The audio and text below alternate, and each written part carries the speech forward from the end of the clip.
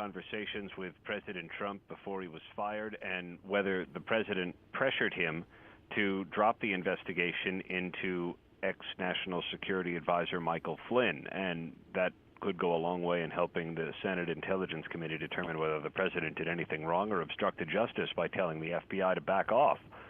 Comey, it has been reported, told friends and kept notes to say that the president asked him to step away from the investigation or to back off of Flynn, and he was sort of non-committal in responding. But the senators are going to want to probe that a little bit more, and he will offer both public and private testimony on June 8th. We hear about these conversations that occurred, and they've come out in various forms, leaks from friends and others. Give us a highlight, if you would, Aaron, on what we think is going to be Mr. Comey's testimony. Well, if the reports are true, he would tell the Senate Intelligence Committee in some fashion that the president asked him to swear a loyalty oath to him and to back away from investigating Michael Flynn. That's been the sort of sum and substance of what's been reported so far, and I think that the senators are going to want to know a little bit more about that and what else the president may have said to Comey in private. It raises a question of whether the president would try to invoke executive privilege to stop Comey from testifying.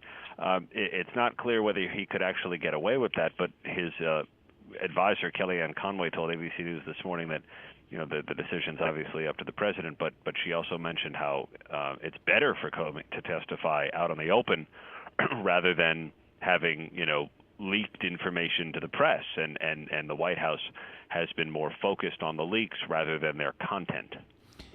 Speaking of the White House, what are we hearing from the White House regarding the upcoming testimony of James Comey? Nothing other than that they say they'll be watching along with the rest of the world to see what he says. We asked Kellyanne Conway this morning whether there are tapes of the president's conversations with Comey, as he himself has suggested or hinted at. She declined to comment on that. Now, earlier in the week, there was some discussion about an email, the untrue email that James Comey relied upon in announcing the investigation into then their presidential candidate Clinton.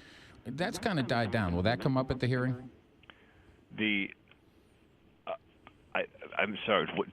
Tell me again. I'm sorry. There was some discussion that James Comey had relied upon bad evidence related to the investigation into Hillary Clinton's emails. He may be asked about that, and that's whether the Russians were putting out some kind of false information to make it seem like there was more on the horizon than there may have been, and that may be part of what he's asked about. We've heard that the special counsel Robert Mueller, who happened to be Comey's predecessor at the FBI, has given him permission to testify. Whether he goes far down the road of the substance of the Russia investigation itself, we're not sure how much he's going to be willing to talk about it, given the fact that it is now being handled by the special counsel. So I think the stuff he'll be most open about would be his conversations with the president to a degree, but I'm not sure how far down the road of the Russia investigation he'll go. What do we think that will happen with this? What's going to happen? What's going to be the result of this testimony? Well, ultimately, it's for the Senate Intelligence Committee to decide whether the president obstructed justice and whether by asking Comey to back off, and then ultimately to get to the bottom of what happened with the Russian interference in the election.